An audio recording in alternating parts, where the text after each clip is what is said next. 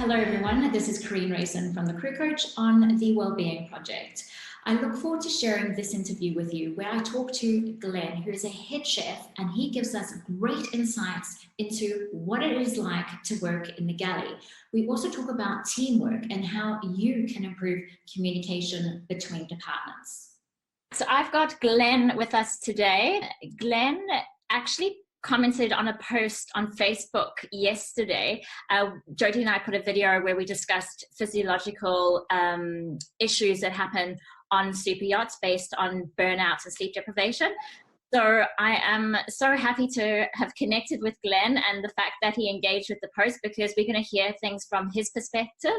So Glenn started off in the working on cruise ships and then proceeded to work on the super yachts, and he is a freelance chef, but he's just doing so much at the moment and got so many tickets. So I'm going to pass it over to you to tell us how you got from the cruise line industry into super yachts and the tickets that you currently have, and why you feel it's important to expand on your skill set. Hello everyone, good morning. Thank you very much, Karine. It's a pleasure to be here. So yeah, I started on cruise ships in 2005. 13 years ago. Wow, oh my God, the time flies. And I started on super yachts 2010, 2011. I had been very lucky to be freelancing all this time, very busy. So yeah, the transition was a bit hard, very closely. Receive and accept people easily. You have really to build your way through the industry, as you mentioned, having your qualifications is extremely important. That's something that I've got from my mom. She always told me, study, and I was taking the learning part as the most important, but the tickets are also very important. So yeah, I've got a bit of my engineering AEC. I'm very happy and proud chef to have the AEC, the base keeper. My background before the maritime career, I was in the hospitality industry. So I was doing bartending, waitering, especially for foreigners because of my language skills.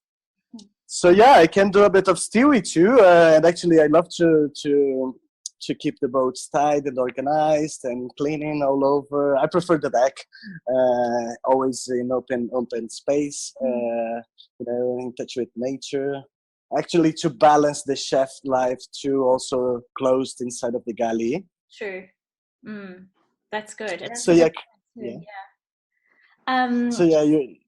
Sorry. Yeah. So I was going to ask you, with regards to the post that was put up yesterday, what did you take away from that, or what did you relate to? Yeah, actually being a chef, we are one of the positions that have the longest working hours. So for me, coming from this background, always working on touristic place, I have been always working long hours. Also on the cruise ships, our contracts have really long hours. So as the chef aspect had been always easy for me to handle that. But what I identified on the post was the general system on the boats. I think it's always easy to manage timing, If you have to work 16, 18 hours, why not taking a 20 minutes break? As I told you, as a chef, I cannot just stop cooking, but some positions have easier days than others. So I think that it's the chance for one help the other. When some other positions can cover the colleagues to give them the chance to have a little break. 20 minutes, we just pump up the energy. And actually, Leonardo da Vinci, he had this weird schedule that he was sleeping every 4 hours. So I'd like to take these to my life as much as I can, even on short nights, short sleeping time. I like to have quick naps along the day. Even in the bus, if I'm in the bus, just lie a little bit, close the eyes, breathe, and try to relax for a couple of minutes. So you just. So I think that's what I. You froze just now. You said something about the owner and 4 hours. What was that? Leonardo da Vinci, he used to have 4 hours sleep schedule. So I try to take that to my life. He every 4 hours he used to have a 45 minutes break, something like that. I see. Okay, that's interesting. So I think on super yachting, if we had this kind of schedules, along a busy day, if we can apply that, send our colleagues, okay, go to your 20 minutes little break. I cover you. Doesn't matter what I'm doing. Finishing a cabin, finishing to do the deck part, or finishing the crew mess, doing some dishes. I think especially those some boats, they really respect the 10 o'clock break or the 3 o'clock break, and I think that's a great time. You can go to the cabin, put your legs down, legs up actually, close your eyes, breathe for 10-20 minutes, half an hour, and you come back fresh, and then you can face those really, really long days. But that needs to come from the management, from the head departments. They have to do that.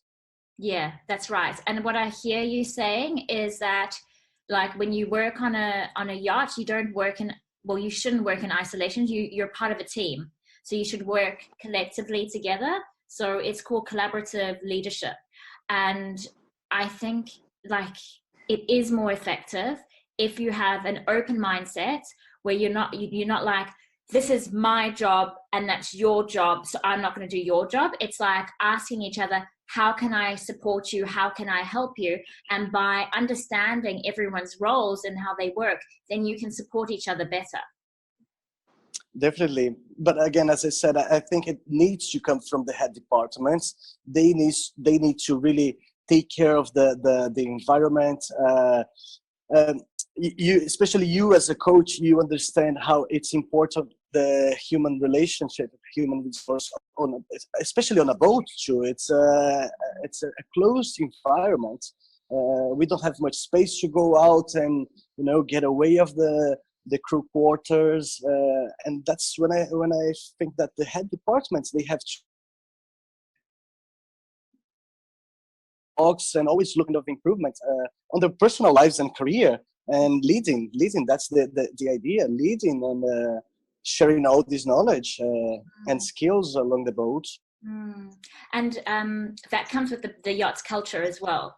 So it's behaviors that you should see across the board in all departments, and you should be all working towards a similar vision, and that builds the culture of the yacht, which is so important. So from your experience, have you seen any poor leadership or ineffectiveness in leadership to be able to support a positive culture on board? Being freelancing, I saw everything, all the bads and all the goods. It turns really hard how to express that, because it's a small environment. So when people get on that rhythm, very busy, 2-3 months on a roll, it's really hard to bring back to the starting point and start to apply those things. People really go fast with the flow. And again, it's a small environment. It turns really hard to the head departments get away of that after 2-3 months. So the yachting community, as you said, it's a very small niche. We have lots of meetings and speeches, lots of events, big events, all the boat shows happening all over the planet all the time. And I think these companies, agencies should be really pushing more to this point when we have the opportunity for that. Usually it's always the good excuse, we are busy, first we work hard. Actually, I never saw job as a job, always I saw as a playground. So for me, it's not working hard when you're enjoying what you do. I can do my 16 hours and I'm extremely happy with that. But as you said, the burnout really hits the ground at some time, and it's going to be impossible not to get stressed. But as long as on the busy time, on the busy days, you can get stressed, but when we finish a successful operation, just come to your colleague, to your fellow crewmate, and say, sorry, I was a bit nervous. I've got my personal problems. Okay, we can have a beer now. Big hug. That's gonna start again. Next week we can have another crash again, as long as the operation is successful, and then you see that as a weak point to be straightened in the future. And I think it comes down to what I'm hearing you saying is communication. So it's, yes, we do get stressed, and when we're tired, we might say things that we don't mean, but we've also got to understand that our comments can impact people and leave them feeling disengaged, but it's always readdressing the issue. So having that self-awareness within yourself and saying, oh, I might have upset him or her based on what I've said, that comment, and then just following it up and just saying, hey, I was really stressed out in the kitchen, and I just wanted to apologize if I insulted you or hurt you in any way. I think also vulnerability. I think it's extremely important. When you show your weak points, people really relate to that. And seeing the whole picture now, all our chat and the last video chat, I think the leadership always crows a bit of that power and that authority. And I think these are those situations that the vulnerability is more important. It's not because it's a head department, it's a lead deckhand, or it's a chief stewardess or a head chef that we cannot get out of the step and say, sorry, sorry, my mistake. I was tired, I was stressed, I have my personal problems, and just show vulnerable. Sorry, I really want to apologize, and let's gonna restart, make it a new beginning. Get some cookies. I'm making some cookies to show that, I mean, as a chef, it's always nice that we can spoil our crew and make something for them. Yeah, exactly. 100%. Vulnerability is such an important quality to have, and I know it takes courage, but it's by being vulnerable, you're being transparent and you're showing your true self, and people can connect to that, and you'll have way more respect over someone that has a facade and is very managerial in their approach, like bossy. It just doesn't work. Also breaks the ice for the communication. I'm extremely sparkling and talkable and communicative, but of course when I think this is the chef's side, when I'm on the boiled mood, turns very hard for me to break the ice, and that's when I think vulnerability comes and helps with communication. Sorry, I can see that the moods are a bit boiling today. I want to just come and say, let's gonna talk about that. As you said, it's a bit hard, but there's no way to escape. We are literally on the same boat.